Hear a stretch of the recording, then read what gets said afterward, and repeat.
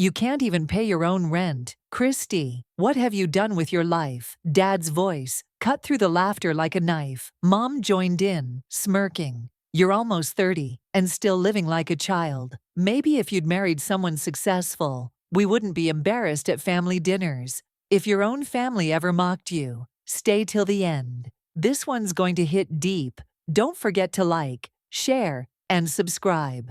The room went quiet for a moment. Then my brother, Nate, laughed loud enough for everyone to hear. Come on, Mom, she's just figuring things out. Maybe she'll be useful by 40. His wife, Emma, giggled, pretending to hide behind her wine glass. My fingers trembled under the table, but I kept smiling because none of them knew what was coming. They thought I was broke, desperate, jobless, just the quiet daughter who never lived up to expectations. For 2 years, I'd let them believe that. I'd been building something no one in this room could even dream of.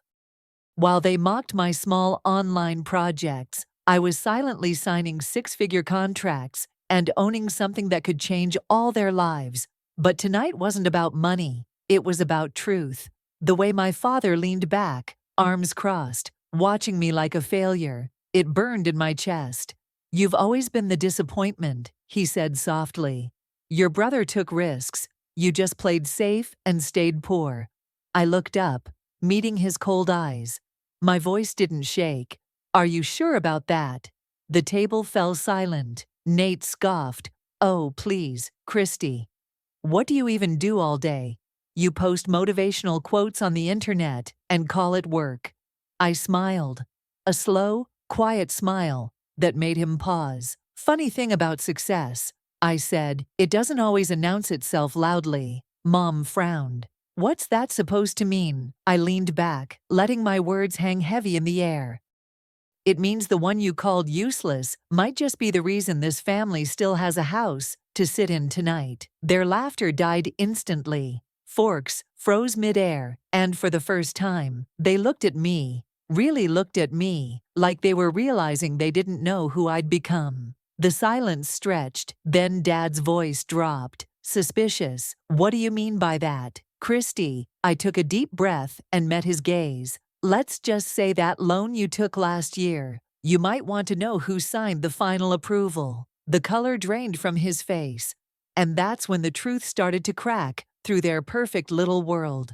Dad's hand froze around his glass. What are you talking about? He asked, his tone suddenly sharp. Mom's smile faltered, and even Nate stopped smirking. For the first time, I had their full attention, and it felt powerful. I'm saying, I said slowly, the bank didn't approve your loan because of your credit.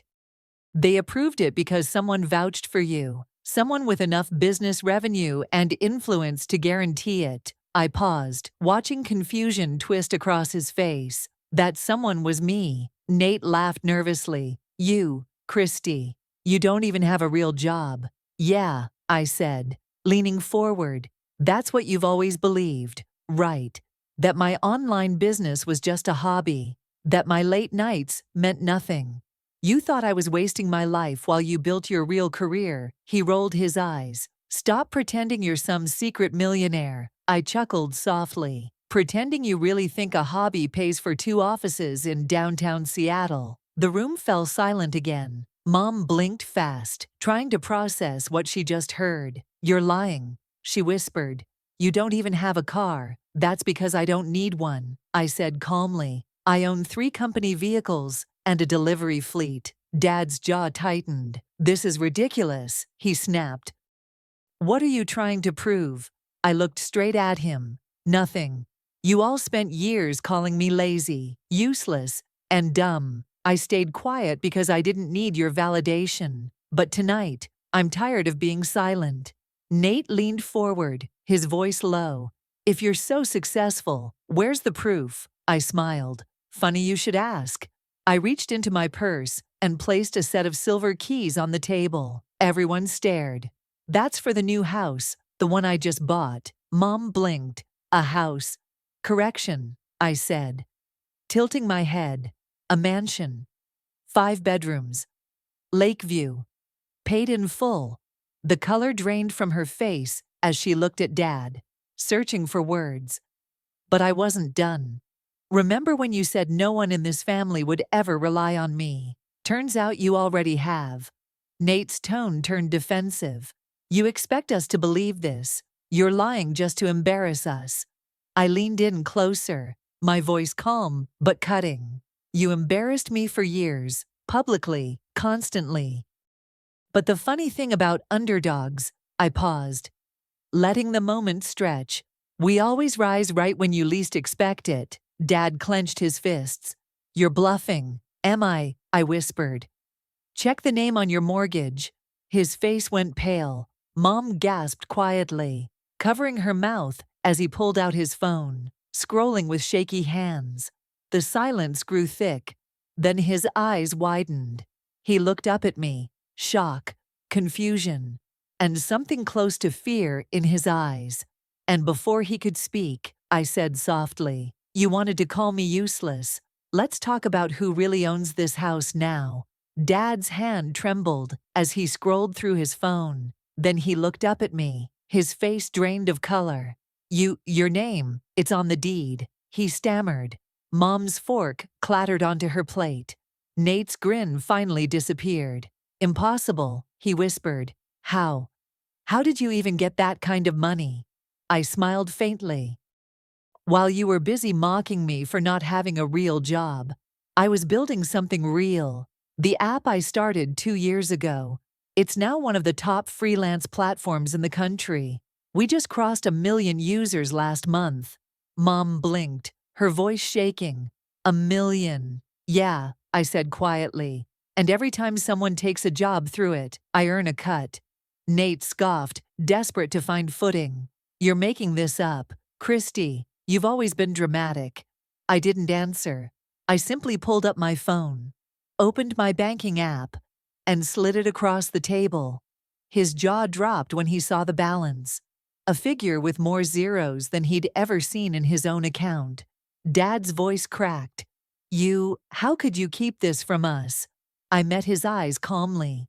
Because when I had nothing, you all laughed. When I tried, you called it a joke. You only cared when you thought it benefited you. So, I stopped explaining myself. The air in the room felt heavy. Mom whispered, We were just trying to push you to do better. By calling me useless, by comparing me to Nate every day, I asked. You didn't push me, you crushed me. But the funny thing is, the more you crushed, the stronger I became. Nate's wife, Emma, cleared her throat.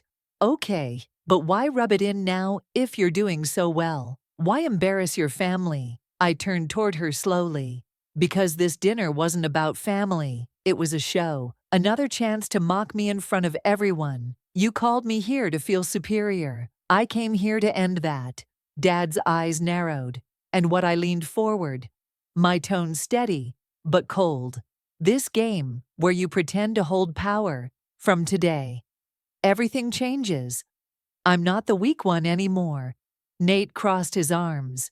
You think money makes you better than us?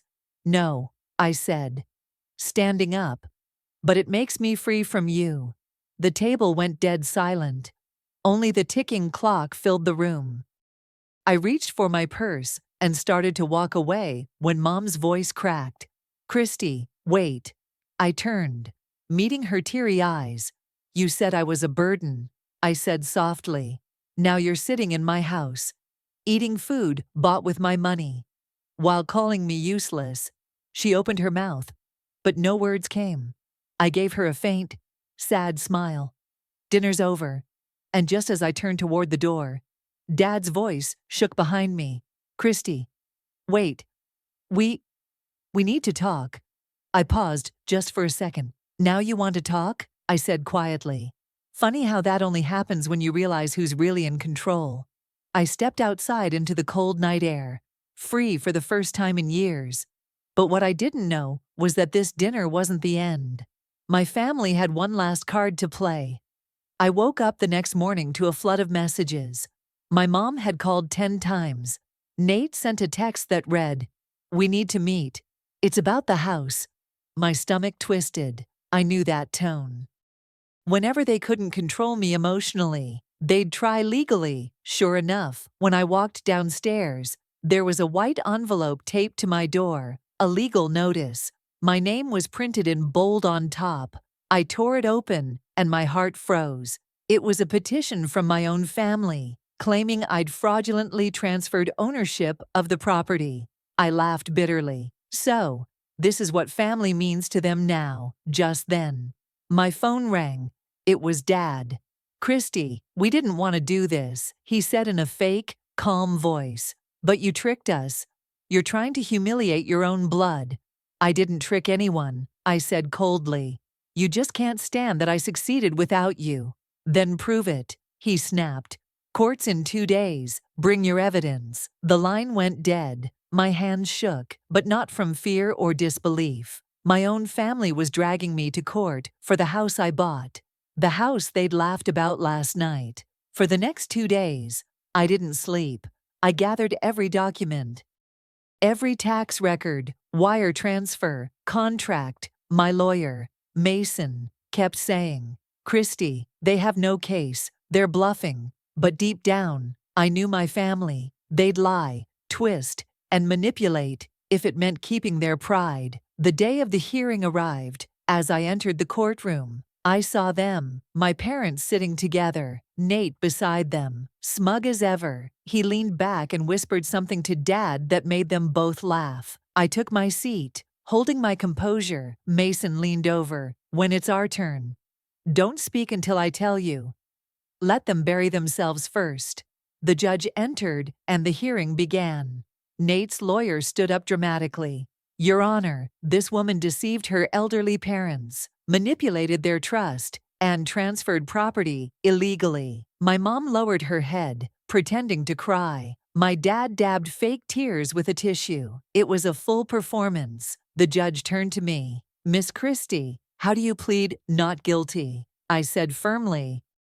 My voice didn't shake this time. They presented their so-called evidence, printouts, fake texts, even an edited email thread. I felt sick watching it. But Mason whispered, "Let them finish. They're about to make our job easy." Finally, it was our turn. Mason stood up slowly, walked to the front, and said calmly, "Your Honor, my client owns the house legitimately, and we can prove it in 10 seconds." The courtroom went silent. My family's smug expressions began to fade. Mason pulled out a thin folder, opened it, and revealed a document with the judge's seal. "This," he said, "is the official purchase deed. Full payment made by wire from her verified business account." He turned toward my father. "Mr. Thompson, would you like to explain why you signed this acknowledgement letter, thanking your daughter for saving your mortgage?" Dad's face turned pale. The judge's eyes narrowed. "Mr. Thompson, did you sign this document?" Dad stuttered. I don't recall." Would you like the video proof?" Mason interrupted, smiling faintly. The entire courtroom gasped. Dad's face went blank as Mason played the short clip. Dad shaking my hand, thanking me for saving their home. The judge looked furious. "So you lied under oath," Mom whispered. "Richard, say something." But he just froze. Nate slammed his hand on the table. "This doesn't prove anything." Mason smiled. "Oh, it proves everything. And here's the best part. Your brother's company emails show he tried to forge the ownership transfer last night." The courtroom erupted in murmurs. Nate's face turned red. "You can't prove that." Mason tapped the file. "Already did. The timestamps match the fake document you submitted." The judge banged the gavel. "Case dismissed. The property legally belongs to Miss Christy, and I strongly suggest the rest of you leave her alone." I exhaled slowly as the room spun with whispers. My parents avoided my eyes.